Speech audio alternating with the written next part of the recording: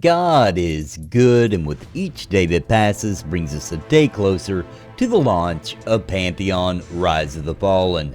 This is the Nathan Napalm channel, and if you are new here, please consider subscribing, especially if you're interested in Pantheon related content on our march to launch. Today, guys, the newsletter is here, and we got a huge update on the disposition system, which is the system basically in place to give NPCs behavior. And I do not just mean the mobs that you fight, but I mean all NPCs. And we're going to talk about that today and dive deep and see what this means, what the possibilities, what it implies, etc. So this was updated to us by Chris Joppa Perkins, the legend himself. And basically, at first, he wanted us to know where they got this kind of idea from and what the disposition system actually is. So it's basically a part of the game, a key piece of the game that basically allows us, the players, to have some strategic depth, how we approach a fight or how we approach an NPC. And this is, in Visionary Realms' opinion, a key piece that will evolve MMORPGs towards becoming more of a real world type experience instead of what we've kind of become accustomed to in modern day MMORPGs. Bringing back this dormant aspect of MMOs and making the enemies seem more realistic and avoiding what they've referred to over and over again as the Groundhog Day effect, which basically in the content of an MMO would be that you, at first you're really excited, you're pulling mobs, you're in a new dungeon, etc., but eventually it's all the same thing. It just keeps happening over and over again. You know exactly what's going to happen. It's the same story over and over again. And once you learn something, that's it, you know it, and it's done. So they want to mix that up. They want to make things a little bit more random, a little bit harder for you to know exactly what's going to happen to you when you do go out and adventure. So he got the idea of basically it fruitioned into his head when he was playing apparently Middle-earth Shadow of Mordor. And if you played that game, then you know that there's bosses and there's orcs and things, and they can change and they can be different in your playthrough than mine, and they have like a disposition type system where they can react differently, they can have different weaknesses, etc., So that's when it kind of exploded in his brain that they could bring this excitement, this challenge, this unpredictability into the NPC landscape of MMORPGs, and that gave rise to the disposition system. So this basically, in a nutshell, the disposition is where NPCs, when they spawn, they can have many different possible dispositions, which makes them have unique strengths and weaknesses and behavioral qualities. The cool thing that I didn't realize up until now, I hadn't really thought about anyway, is that you'll get an adjective at the beginning of the NPC's name. So it's not just like, I was thinking you just had to figure it out like, oh, he's behaving this way, he must be this disposition. I don't know why I thought that's how it would be, but basically, to give you an idea, they give a really good example here. So say you're in a group full of lizard men, okay? This is the example they give. You might see some that are called a deranged lizard man. You may see some that are called a cunning lizard man. Now, these are very different in the way that they will act, in the way you have to react to the way they're acting. Basically, if you played the game long enough and you've studied it and you kind of get used to it, you can kind of know how they're going to behave. So, for example, a deranged lizard man, for example, the deranged version of him, would be immune to being stunned, mesmerized, and any other disorienting effects. After all, he is deranged. That would have no effect on a deranged lizard man, okay? Also, he will attempt to flee at unpredictable times and in erratic ways. So he could flee at any moment. And it's going to be hard to stop him because you can't really stun or mez him. So you'll have to work around that, okay? He's deranged. He's a little unpredictable. He's a little crazy. We don't know how he's going to act, when he might decide, I've had enough, I'm getting the heck out of here. He might even run when he's winning the fight. You know, you just never know. He's deranged. Now, another example was the one that would be a cunning lizard man, okay? Now, a cunning, very smart, very intelligent, able to see through, you know, your patterns and your strategies. You cannot use stealth on this guy, all right? Not gonna work. He can see through it. He's too smart for that. He can also not be attacked from behind or pickpocketed. You cannot sneak up on this guy. Not gonna happen. He's too smart. He's too aware of his surroundings. His weakness, as they give away to us, is that he is vulnerable to ranged attacks. The best way to approach the cunning lizard man would be to get your ranger on him or something of that nature. And they did also list some other possible dispositions that you might run into as we're running around Terminus. So here's some examples. Cunning that we already covered, deranged that we already talked about, predatory. Okay, so this would mean someone, a creature who's out to exploit or oppress others. So predatory, in my brain, I would think about when a predator looks for a weak foe, right? They look for the injured one, the one that they can easily prey on, okay? Naturally easy prey on. So if your health is really low, predatory's coming for you, baby. Maybe if you're bleeding, you have a wound, you have a disease, you're obviously got issues. A predator could see that, come after you, and go for the weakest link, because that's going to be the easiest prey to capture. So that's what I think of predatory. Next up, Pyro Phobic. That it would definitely obviously be someone afraid of fire and actually could get completely irrational around fire. Now, later on, we're going to talk about something. I might as well bring it up now a little bit because it relates with this. They mentioned talking about you may light up a torch, like it's really dark, you walk in this cave, you can't hardly see nothing, right? Like, it's so dark, you can't see anything.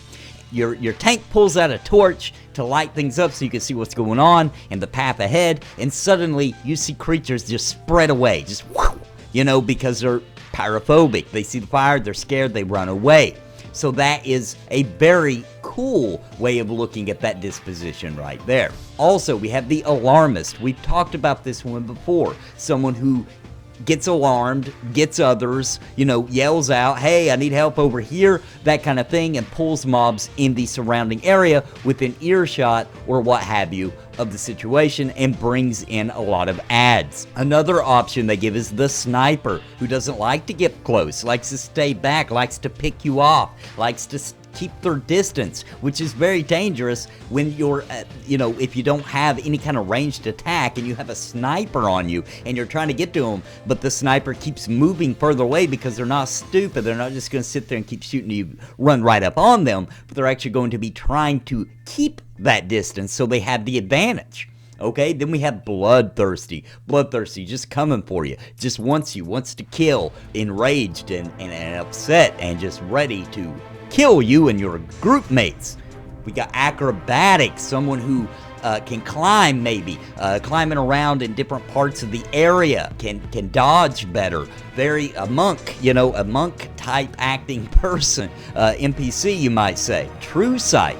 Definitely with True Sight, you're not going to be able to stealth, I would assume. Now, to talk about True Sight, I want to dive into Dungeons and Dragons, because True Sight, as defined by D&D, would allow you to be able to see in normal and magical darkness, see invisible creatures and objects, automatically detect visual illusions, and succeed on saving throws against them, and perceives the original form of the shape changer or a creature that is transformed by magic. Furthermore, the creature can see into the ethereal plane. So there you go. I think that gives us a pretty good definition of what we could maybe expect from True Sight. It can't be an accident that they used this specific word straight from D&D. I believe that is important and key, and I think that's how we can kind of get the definition for what we're looking at for True Sight. Next up, we have Avenging. Okay, so for Avenging, you know, to avenge is like to return, like to get revenge, to return, to inflict harm in return for something done to yourself or to your friends or what have you, or to inflict harm on someone for somebody else that was wronged or harmed, that kind of thing. So I like this as a disposition because what it makes me think of is, say we say we attack a group of mobs, right? Because we're trying to get this named mob, right? And we attack it, and we'll just say it's the Avenging Spirit, okay? And we attack this group of Avenging Spirits or whatever, and they come after us, and we're fighting them, and the named mob kills us, right? We don't make it, and we respawn some further distance away, and it could be a great distance away that we actually respawn. We're trying to do our, we're gathering back together, trying to get our stuff together. Maybe we're waiting on our res sickness so we can go back and get our bodies, that kind of thing, and do our corpse run. But this was an Avenging type, so even though there's a great distance between you and this Avenging type, maybe even a zone line between you, this Avenging type is coming for you. He's mad. He's going to come back for revenge that you came and attacked him. So he will actually be making, as you're just chilling, waiting to group back up, you're waiting for everybody to come back together and go back out and maybe even go to a whole new place, whatever you're planning on doing after you get your corpses back. Guess what? He's coming for you. He's traveling right for you, and when you least expect it, here he is. He's attacking you, killing you again. That's what I think of when I would think of an Avenging disposition. Another would be that he remembers you, so you attacked him, what have you. He beat you, you come back, you get your course back, you get your gear back, you're ready to roll again. This time on site, not even within aggro range. He's like, oh, it's that guy. I remember him. He attacked us earlier. Let's go get him. That would be another cool way to do that disposition. And then we have Playful. So Playful is interesting. I'm not sure what they would do with Playful. Would that just be like teasing the group? I could see Playful in a regular NPC, like a person in town or something like that. But being playful can mean so many different things. Being silly, doing things for amusement, not taking things seriously. So I'm really not sure how that would go. Maybe they would just kind of tease the group, they might kind of run around a little bit. Maybe they try to kite your group. I don't know. Playful will be interesting. I'm not exactly sure how that would go down. If you think you might have a couple ideas, leave them in the comments down below.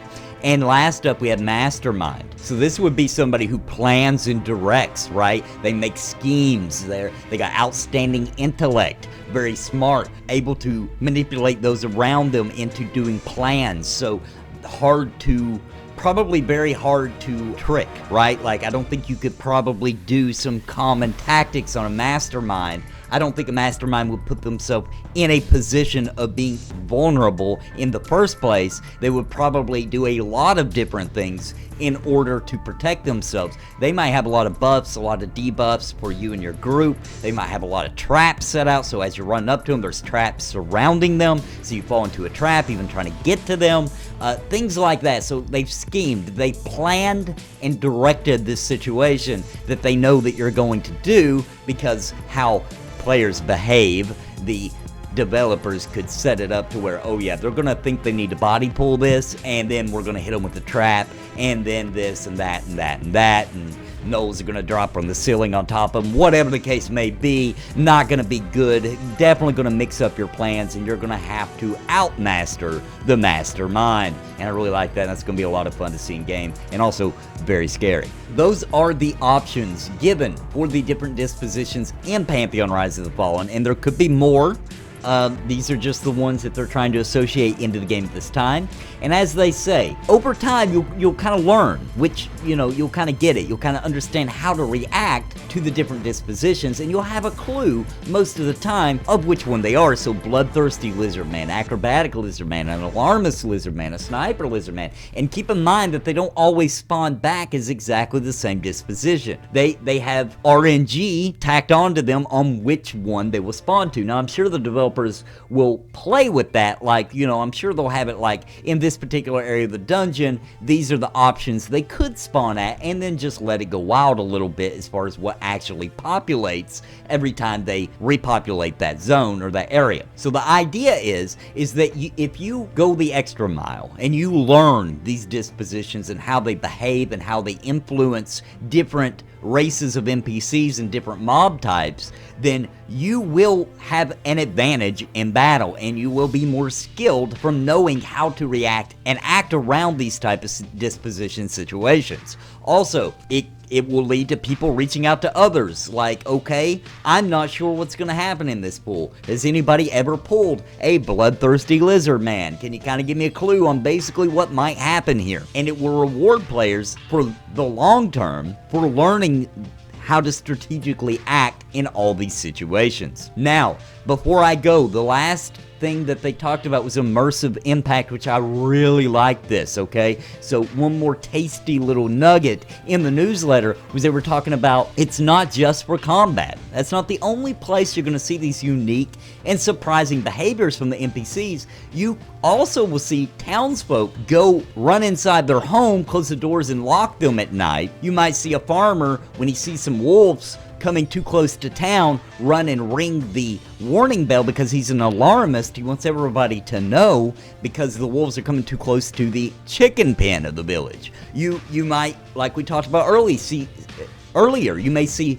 small cave creatures scatter and disappear when you pull out your torch in a dark cavern. NPCs are thoughtful, odd, and they're believable, tangible parts of Terminus, of the world, to make you feel more immersed and to make the world more impactful and feel truly alive. That's what they're going for in this game. So as you think of all those dispositions that I just talked about, it's really cool to step back and think of them from a regular, in-town, you know, not a mob kind of NPC as well, and how cool that can make the world feel and how awesome it will be. Guys, I hope you enjoyed the video today. I thought that was a lot of information, a lot of really cool things, and keep in mind that for the majority of the game, for the majority of us, most of our time will be spent in combat out in the world, so this really impacts our everyday gameplay the most, honestly, because that's what we'll be out doing for a very, very long time, and for the majority of our play session will be this. And having the NPCs confirmed to have certain social and domestic behaviors to add to the immersion and realism of the game world really makes this world even cooler. So guards lighting torches and braziers while they're patrolling, citizens of the cities and villages returning, locking their doors at night, and just having a behavioral AI, artificial intelligence, to make their actions unpredictable, especially in combat, but also non-combat situations as well, is very refreshing, very cool. Can't wait. Alright guys, thanks for joining me today. Please leave a comment down below, especially if you think I got something wrong, or you think I forgot something that was obvious, or something you think would definitely be involved with these dispositions, or how you feel about it, how excited you are, whatever you want to talk about, guys. Let's do that down below. Don't forget, you can join the Nathan Napalm channel. The easiest way to do that is if you scroll down right there. You probably already clicked the subscribe button. There is also a join button there. There's many perks for doing that, including a thank you at the end of all my videos, as well as monthly Q&As, and letting you, the channel members, pick a video at least one time per month on what you want to see me cover, what topic or game or whatever you want to pick. I'll cover it if you ask me to. Guys, thanks for joining me today, and until next time, God bless and happy gaming.